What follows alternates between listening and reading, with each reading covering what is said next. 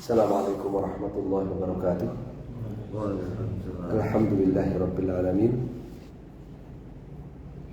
Kita lanjutkan membaca kitab Al-Irsyad ila Sahihil I'tiqad yang ditulis oleh Syekh Shalih Ibn Fauzan al-Fauzan, bimbingan kepada keyakinan beragama yang benar. Kita masuk pertemuan yang ke-54 di halaman 89 tentang syirkut ta'ah, yaitu seseorang mentaati manusia, mentaati orang alim, ataupun mentaati umara, ataupun mentaati mufti, ataupun mentaati hakim dalam menghalalkan apa yang jelas-jelas Allah haramkan, atau dalam mengharamkan apa yang jelas-jelas telah Allah halalkan. Apabila dia mengetahui hal itu, ya, maka dia terjerumus dalam kesyirikan akbar. Maka dia terjerumus dalam kesyirikan akbar. Adapun mentaati mereka, para ulama, para umara, para mufti, para hakim, dalam perkara-perkara yang masih samar atau perkara-perkara yang itu kebijakan istihadiyah, maka tidaklah dikatakan orang itu melakukan kesyirikan. Ya, justru kewajiban orang awam dalam beragama adalah mengikuti, mentaati para ulama, para mufti, para hakim, para umara dalam perkara-perkara ijtihad. Karena yang namanya orang awam itu belum memiliki kompetensi, kemampuan untuk berijtihad. Tetapi dalam perkara-perkara yang jelas, ya, dalam perkara-perkara yang jelas itu yang menjadikan seseorang, nasallallahu alaihi wasallam, terjerumus dalam kesyirikan. Dan itu menimpa di, ya, banyak wilayah, ya, bukan hanya di satu dua wilayah saja. Di sini dibawakan perkataan Asy-Syaikh Muhammad Ibn Abdul Wahhab rahimahullah menceritakan keadaan saat itu. Kata beliau dalam Kitab Tauhid Al-Mas'alatul Khamisah, ya, pelajaran yang kelima, taghyirul ahwal ila hadhil ghayah. Kondisi masyarakat berubah. Hatta sara indal aktsar ibadatul ruhban hiya afdalul a'mal wa tusamma al-walayah. Sampai-sampai di kebanyakan masyarakat beribadah kepada para ahli ibadah itu dianggap, diyakini sebagai amalan yang paling afdal, dengan dalih, ya, kewalian, ya, beribadah kepada para wali, ya, itu dianggap sebagai amalan yang paling afdal. Iktikaf di masjid itu biasa, tapi iktikaf yang luar biasa itu kalau iktikaf di kuburan wali. Ya, itu terjadi di zaman Syekh Muhammad rahimahullah. Ya, menyembelih hewan, ya, dikorbankan ketika Idul Adha itu hal biasa. Tapi menyembelih hewan dikorbankan untuk, ya, para arwah, para wali yang telah wafat, itu baru pengorbanan yang luar biasa. Nah, kalau masjid, ya, kok biasa-biasa saja. Masjid ya, malah ada lapangan olahraganya, ada tamannya ya, ada air terjunnya. Pernah lihat masjid ada air terjunnya? Itu sampai saya itu sholat itu sampai nggak fokus gitu ya. Iya, jadi masjid itu depannya kaca, dinding depannya ini kaca, di balik kaca itu taman, ada air terjunnya gitu. Mau yang kanan mau yang kiri gitu kan. Itu, wah ini saya bilang ini sholat itu ini kurang suara burung aja ini. Itu biasa. Yang luar biasa itu kalau masjid ya di sisi kanan mihrab, kiri mihrab itu kuburan para wali. Nah, itu baru masjid yang afdal. Dan itu banyak itu di apa namanya sisa-sisanya dari zaman itu tuh masih ada di daerah Yaman, masih banyak. Ya, di daerah Yaman itu masih banyak. Ya, sampai perjalanan dari Hadramaut mau ke Ma'rib ya. Mau ke Ma'rib itu kami milih sholat itu di apa namanya toko, di tempat makan, di mat'am, di tempat makan ya, musola tempat makan. Dibilang itu ada masjid, di sana ada masjid, masjidnya di tengah-tengah kuburan ya, masjidnya di tengah-tengah kuburan ya. Nasallallahu alaihi wasallam. Padahal itu cuma masjid rest area. Bagaimana kalau masjid di kota? Wah, subhanallah. Ya, jadi kata beliau ini, kondisi masyarakat berubah sampai kepada level kebanyakan masyarakat itu menganggap beribadah kepada orang-orang ahli ibadah yang mereka sebut wali itu merupakan amalan yang paling afdal. Wa ibadatul ahbar hiyal ilmu wal fiqh. Sedangkan taklid buta kepada ya orang alim itu yang disebut dengan ilmu. Yang disebut dengan ilmu. Ya, sehingga ketika Syekh Muhammad itu melakukan perjalanan ilmiah ya dari tempat beliau ya di Uyainah, jalan sampai Uyainah kan daerah Qasim, sampai ke Riyadh, kemudian ke Madinah untuk menyimak hadis, untuk menyimak kitab-kitab hadis. Ya, itu oleh orang-orang saat itu dianggap aneh. Ya, oleh orang-orang saat itu dianggap aneh. Iya. Ya sama, sekarang juga begitu. Ya. Anak kiai saya itu ya ditawari gitu. Gimana? Mau berangkat rela belajar ke Yaman ya bareng sama temanmu ini, mau gimana? Jawabannya, oh di tanah Jawa aja masih banyak wali. Jawabannya, jadi saya dianggap aneh. Saya belajar keliling ke tempat para ulama untuk menyimak tafsir Quran dan hadis Nabi, itu dianggap aneh. Ya. Karena di tanah Jawa masih banyak para wali. Kata beliau, ibadatul ahbar yal ilmu wal fiqh. Taklid buta kepada orang alim itulah dianggap oleh mereka sebagai ilmu dan fikih. Ya. Tsumma taghayyaratil ahwal. Kemudian kondisi berubah semakin parah.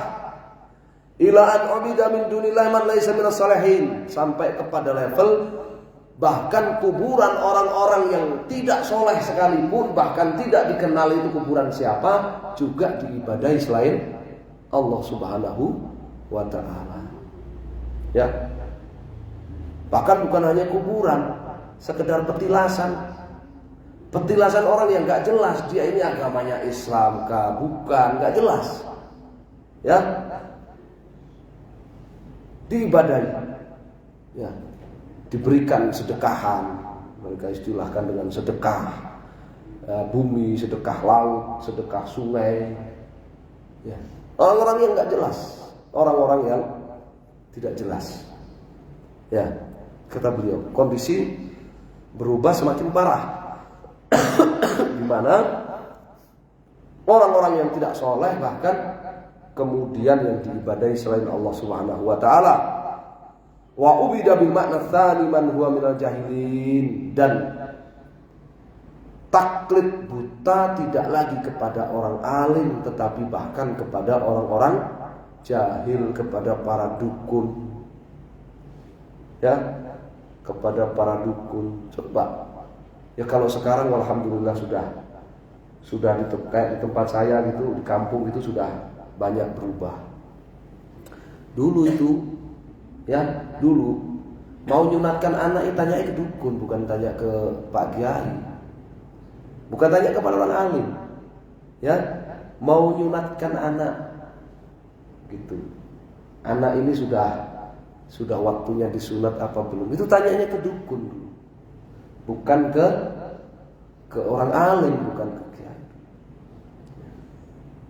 Kalau sekarang alhamdulillah dukun wis ora payu wis, ya nggak laku dukun itu ya. Nah, ini kondisi di masa Syekh Muhammad. Kondisi ini juga pernah kita baca, diceritakan oleh siapa? Oleh San'ani, orang yang hidup sezaman dengan Syekh Muhammad bin Abdul Wahab, tapi dia hidup di Yaman. Ya, kondisi di Yaman juga begitu.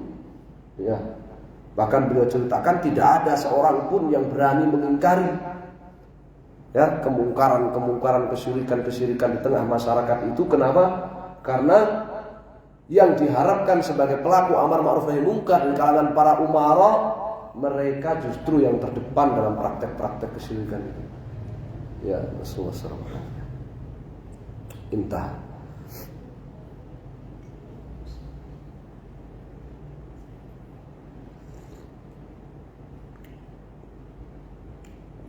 Wa min ittikhadil ahbar wa ruhban arbaban, termasuk di antara bentuk mempertuhankan para ulama, para ahli ibadah, ta'atu ulama idolal fima ahdathuhu fi dinillah minal bid'ah wal khurafat wad dalalat. Mentaati para ulama sesat dalam bid'ah dan khurafat serta kesesatan yang mereka cetuskan. Itu termasuk mempertuhankan ya para ulama, para ahli ibadah. Ya. Baik itu bid'ah dalam ibadah maupun kesesatan dalam pemikiran. Ya. Orang-orang ISIS itu mereka ngamuk-ngamuk kalau kita bilangnya kamu ini mempertuhankan ya khalifah kamu. Ya. Khalifah kamu membuat ya mencetuskan perkara bid'ah bahkan khurafat, kamu ikuti saja. Ya. Sudah ditegur oleh para ulama masih saja kamu ikuti, bahkan setiap ulama yang menegur dikafirkan. Setiap ya ustadz yang menegur ya dikafirkan. Ini sama begitu. Itu kemarin yang di Indramayu Al Zaitun juga begitu. Ya. Jadi yang namanya ulama dhalal itu, ulama sesat itu baik dalam pemikiran ataupun dalam ibadah amal. Bukan hanya dalam khurafat ibadat saja. Khurafat pemikiran itu lebih parah. Khurafat pemikiran itu lebih parah. Coba khurafat pemikiran, kesesatan pemikiran yang dicetuskan sama Panji Gumilang itu. Pengikut-pengikutnya tidak bisa diajak diskusi. Dikasih dalil nggak bisa. Islam jamaah juga begitu. Ya. Jadi pemikiran sesat yang dicetuskan oleh pendirinya, oleh ulamanya itu tidak bisa diluruskan dengan diskusi. Nah, kalau di negara-negara yang menggunakan hukum syariat seperti di beberapa negara Timur Tengah, ya Yaman maupun Saudi maupun Kuwait gitu, ya menggunakan, kalau tidak bisa maka menggunakan apa? Menggunakan tangan kekuasaan, menggunakan tangan kekuasaan, sehingga kan terkenal, ya katanya ulama, katanya pemerintah di sana itu memenjarakan para ulama. Pemerintah di sana itu memenjarakan para ulama. Jadi ulama-ulama sesat ya.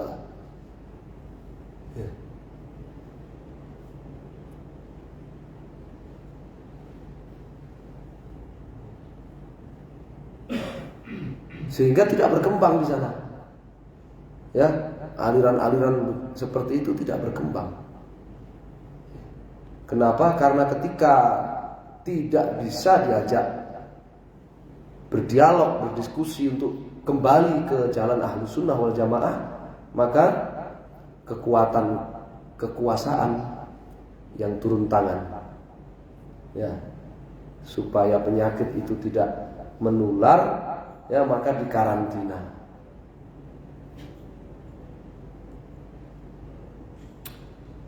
Ataupun dalam ibadat, ka'ihya a'yadil mawalid, seperti ya melestarikan perayaan-perayaan Maulid. Kita di sini mungkin kenalnya cuma perayaan Maulid Nabi, ya. Padahal pencetusnya itu yaitu orang-orang Syiah Fatimiyah, mereka mencetuskan bukan hanya perayaan Maulid Nabi. Ada perayaan Maulid Fatimah, ada perayaan Maulid Ali, ada perayaan Maulid Hasan, ada perayaan Maulid Husain, ada perayaan Maulid imam-imam mereka. Jadi dulu pernah saya kasih tahu itu, kalau di Twitter itu namanya akunnya Atabah Husainiyah. Itu hampir tiap pekan itu ada perayaan Maulid. Tiap pekan itu ada perayaan Maulid. Ya, Maulid Ja'far, Maulid Zainal Abidin, Maulid Ali Zainal Abidin, Maulid Ja'far Shadiq, Maulid Musa Al-Kafir, pokoknya tiap pekan lah. Bahkan kadang sepekan 2 kali perayaan Maulid.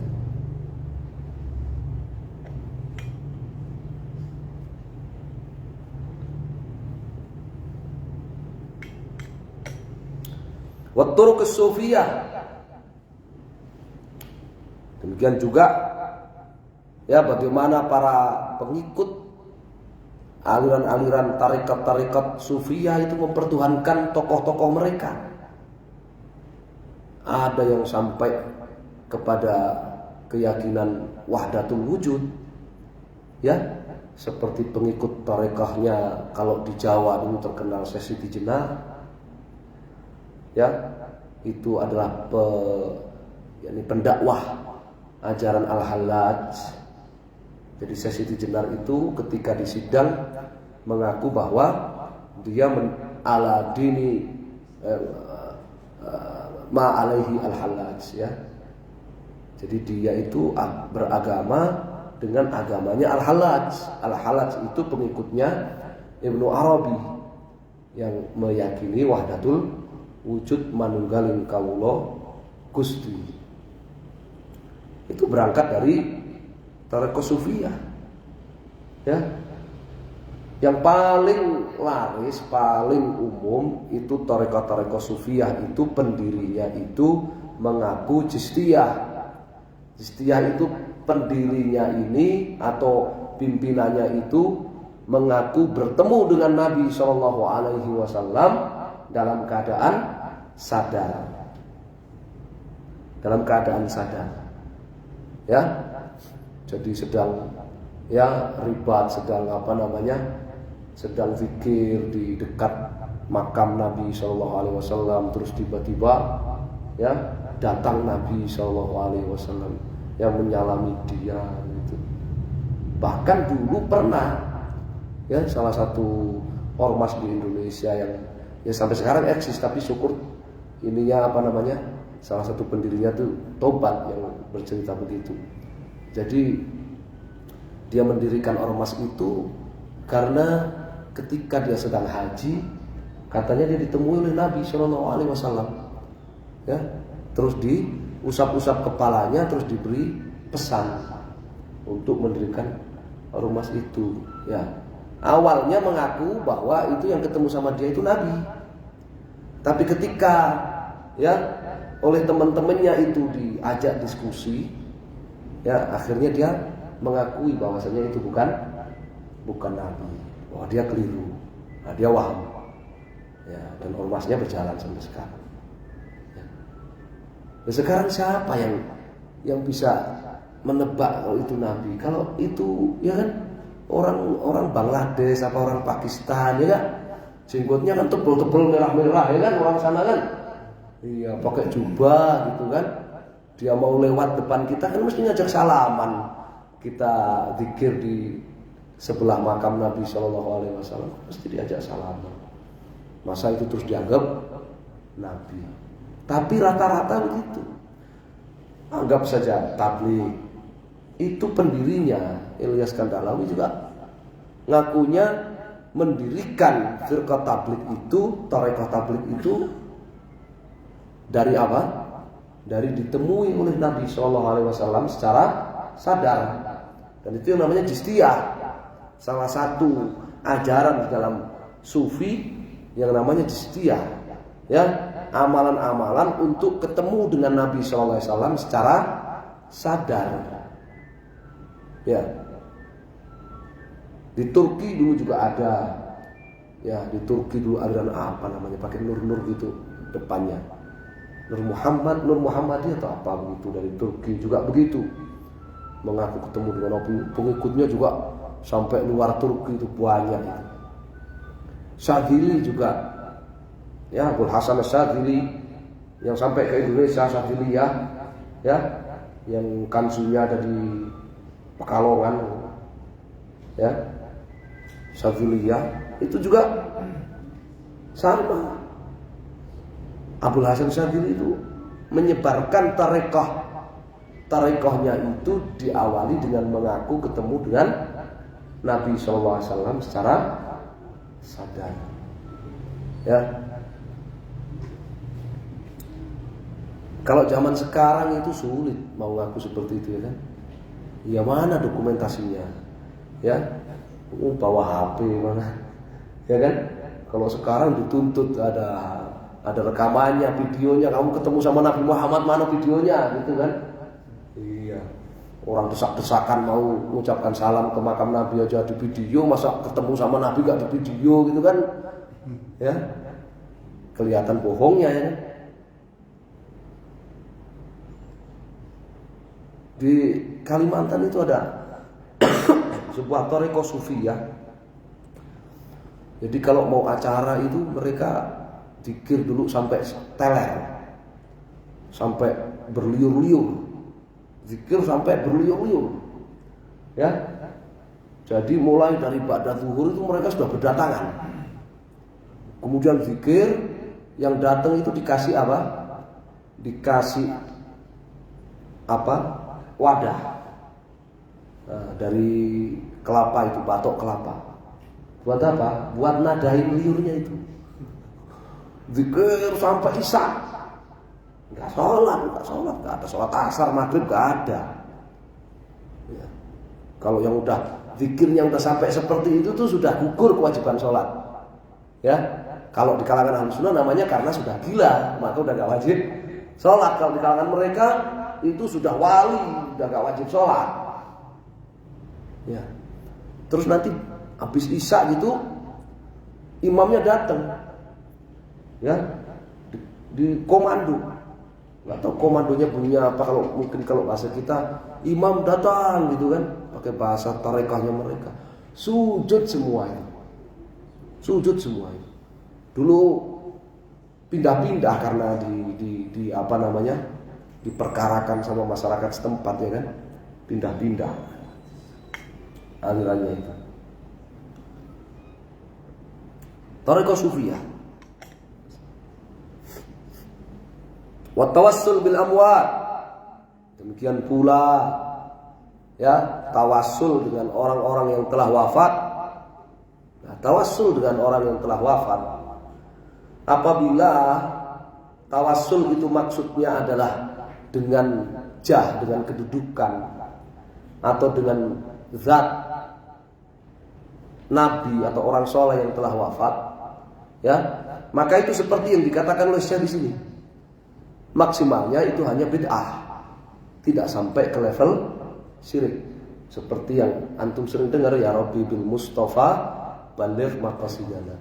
Ya Allah, dengan zat nabi, ya, baligh maqasidana. Ya, kabulkanlah cita-cita kami. Itu maksimalnya di kalangan para ulama yang melarangnya itu hanya sampai kepada bid'ah, tidak sampai kepada syirik. Ya, tetapi kalau tawassul yang artinya itu istighatsah, dan ini yang dipraktekkan oleh kebanyakan orang, ya, yang dia mengatakan madad ya Rasulullah, ya, isfa'li ya Rasulullah indallah, ya. Jadi dia minta kepada Rasul Shallallahu Alaihi Wasallam yang telah wafat untuk menyampaikan hajatnya kepada Allah, maka ini syirik. Dan itu bukan tawassul, ya, itu bukan tawassul tapi istighatsah. Ya, itu bukan tawassul. Wa du'ai min dunillah, dan berdoa kepada, ya, orang-orang yang telah wafat. Ini banyak, ya. Ini disebabkan karena mentaati ulama mereka yang sesat. Ulama itu ya ada ulama yang sesat. Ya, tidak semua ulama itu ya di atas al-haq. Ada juga ulama sesat. Hatta inna haula'il ulama ad-dhalin syara'u ma lam ya'zan bihillah. Sampai kepada level para ulama mereka yang sesat itu membuat syariat untuk mereka yang tidak pernah diperintahkan oleh Allah Subhanahu wa ta'ala.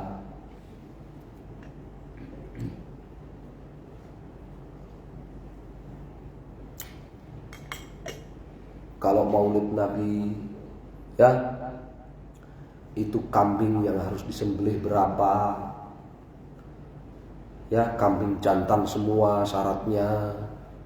Kalau maulid Ali, itu kambingnya beda lagi jumlahnya. Ya, kalau di Atabah Husainiyah sana unta, ya, untanya harus seperti apa? Semua ada aturannya. Ya, enggak kayak di sini Idul Adha isteko gowo kambing, itu kambing kacangan jantan ya sembelih gitu ya. Kalau di acara maulid enggak bisa. Ya, di acara maulid Ali, maulid Musa Al-Kadhim, maulid Ja'far Shadiq, ya, itu enggak bisa, ada aturannya.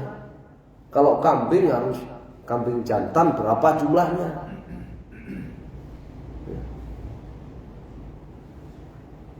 Jadi ulama sesat mereka sampai membuat apa? Syariat. Sampai membuat apa? Syariat. Ya. Dibikinkanlah salawat yang mereka sebut dengan salawat, qasidah. Ya, dibikinkanlah qasidah. Ya. Saya dulu pernah ketemu ketika dakwah ke daerah-daerah itu, ketemu ada orang itu ikut ke masjid. Ya, masuk langsung duduk, dia ngambil bukunya baca itu adzan, iqamah, sholat sampai selesai, dia ikut sholat. Ya, kita pengajian karena dia belum selesai baca itu bukunya itu, dia masih duduk aja di situ baca. Selesai pengajian, saya tanyakan, Kenapa nggak ikut sholat? Gitu. Oh, ini kalau saya membaca qasidah ini deh, katanya, membaca buku qasidah ini deh, itu sholat saya gugur selama 50 tahun sudah, nggak perlu sholat. Ini syariat dari mana lagi? Ya. Jadi setiap waktu dia datang ke masjid itu hanya untuk baca buku qasidah itu, bukan untuk sholat. Nasallallahu. Wa qalladahum fihi juhal as-sadat. Orang-orang jahil yang awam, ya, taklid buta kepada mereka. Wa ad-daw wad-din, dan syariat itu kemudian oleh mereka dianggap sebagai bagian dari agama. Wa man ankarahu wa da'a ila ittiba'i ma ja'a bihi Rasul sallallahu alaihi wasallam ad-dawhu kharijan min ad-din. Bahkan siapa yang mengingkari mereka dan mengajak mereka untuk kembali mengikuti ajaran Rasulullah sallallahu alaihi wasallam, maka oleh mereka dianggap sebagai orang yang telah keluar dari Islam. Coba antum, ya, mau mau menasihati orang Islam jamaah, antum dianggap bukan orang Islam, antum nggak baiat, bukan orang Islam. Sama juga di kelompoknya Al-Zaitun juga begitu sebenarnya.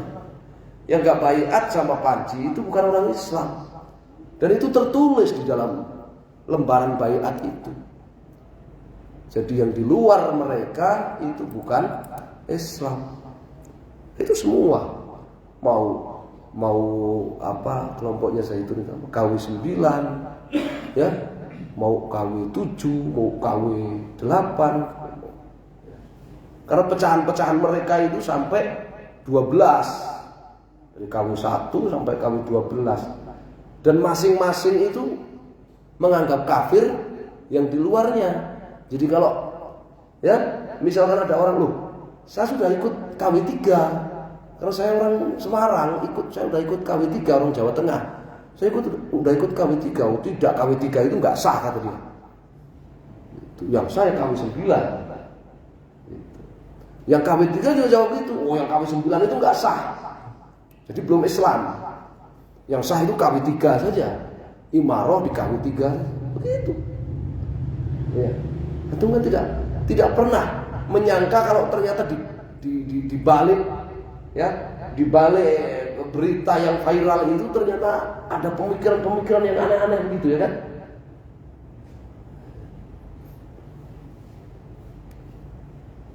Jadi orang yang mengingkari mereka, ngajak mereka kembali kepada jalan Rasul sallallahu alaihi wasallam, oleh mereka dituduh sebagai orang yang keluar dari Islam. Minimalnya dituduh sesat lah.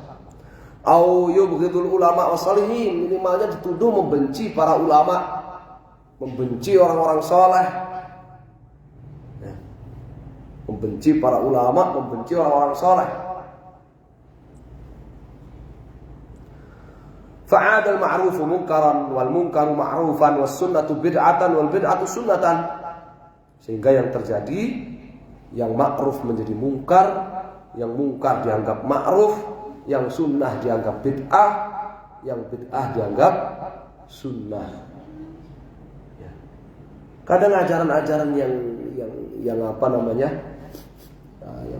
yang kita anggap sepele-sepele, cabang-cabang itu, di antara mereka itu menjadi identitas pokok. Ya, di antara mereka itu menjadi identitas pokok. Nasallahu alaihi wasallam. Ya. Hatta sabba ala dzalika shaghir wa harima 'alaiha al-kabir, sampai anak-anak pun, ya, tumbuh dewasa, sampai berubah, tumbuh dalam keadaan kondisi masyarakat seperti itu. Orang yang sudah dewasa sampai jadi pikun juga hidup dalam kondisi yang seperti itu. Hadza min ghurbatid din. Ini keterasingan Islam. Wa qillatid du'atul muslihin. Ya, ini karena sedikitnya para dai, para ulama, para kiai, para ustadz yang memperbaiki keyakinan beragama masyarakat. Wala haula wala quwata illa billahil aliyyil azim. ya, para dai-nya, para ustadznya, para kiainya, para ulamanya, ya. Ada yang sibuk bicara politik terus, ada yang sibuk bicara masalah adab akhlak, ada yang sibuk masalah cinta dan rumah tangga terus, ya. Masyarakatnya, keyakinan beragamanya rusak. Tidak ada atau minim yang memperbaiki keyakinan beragama masyarakatnya. Itu penyebabnya, ya, sehingga muncul, ya, orang-orang yang mempertuhankan para ulama dolal, para ulama sesat.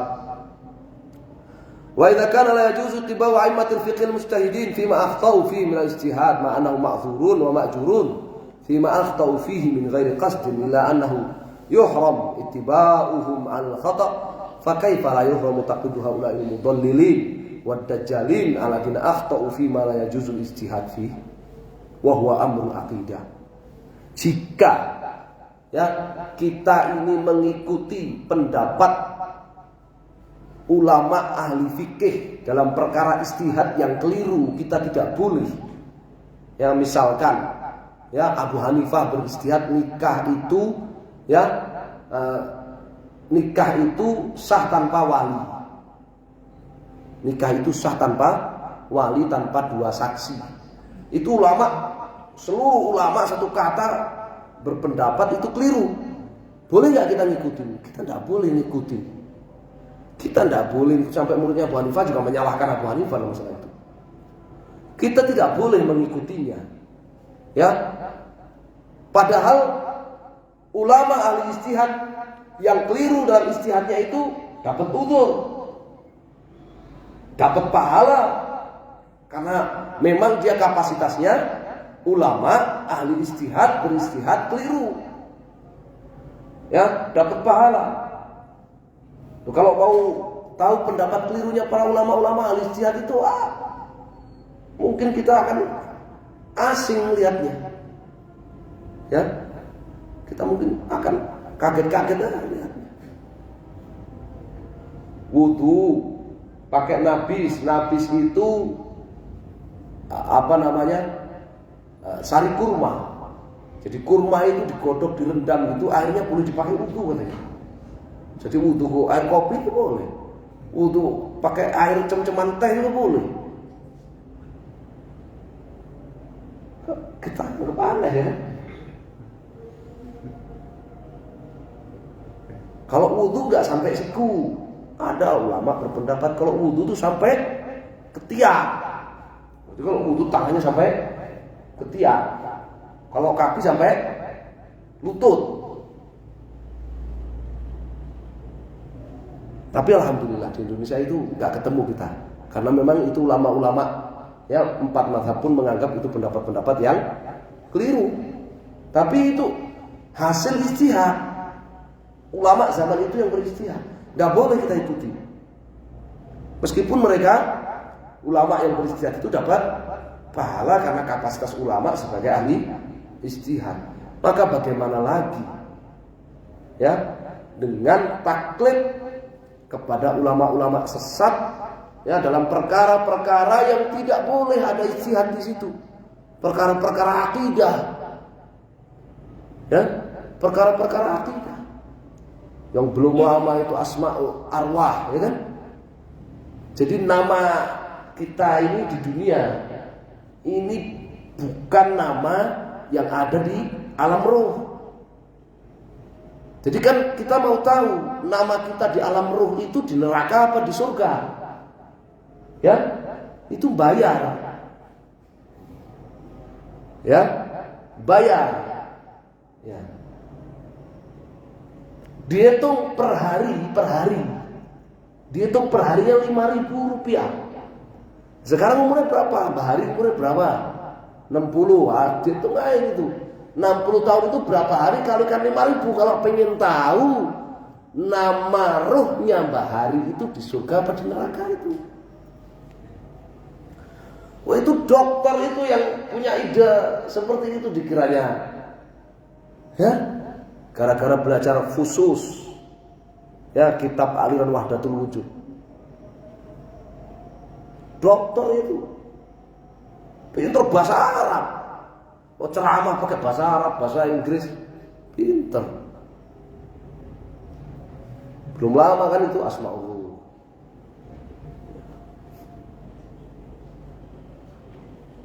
Ya, dalam perkara-perkara yang bukan istihadiyah, ya, perkara-perkara akidah. Nah, kalau mau tahu orang di surga apa di neraka itu perkara apa? Akidah itu di Lauhul Mahfuz ya. Jadi ada bayar tukornya untuk tahu nasib kita di Lauhul Mahfuz itu. Syukur orang Semarang itu waras-waras ya, ditipu gitu nggak mau, tapi yang ketipu ya banyak itu. Ya, lulusan Universitas Madinah itu bisa ketipu itu. Jangan dikira lulusan Universitas Madinah loh, masih muda, kalau sudah tua wajar ya. Lulusan Universitas Madinah itu loh, masih muda, ikut ketipu loh, ikut masarke loh. Itu, ya. Terlebih yang seperti itu lebih haram untuk diikuti. Kalau pendapat istihad ulama, ahli istihad yang keliru saja, kita tidak boleh mengikutinya. Haram bagi kita mengikutinya setelah kita tahu itu keliru. Terlebih lagi pendapatnya para ya ulama-ulama sesat, istihadnya mereka dalam perkara-perkara yang bukan istihad, perkara-perkara akidah. Ya, li'anna aqidah tawqifiyatun tatawaqqafu 'ala nusus. Karena namanya akidah itu ya sudah paten dari Al-Quran, dari sunnah Nabi SAW, hadis Nabi SAW, dan dari ijma'nya para salaf. Itu namanya akidah. Ya. Wassalamualaikum. Baik, kita cukupkan sampai di sini. Insya Allah kita lanjutkan pada adzan, melanjutkan fikih haji ya dari Umdatul Ahkam. Sallallahu alaihi wasallam. Alhamdulillah.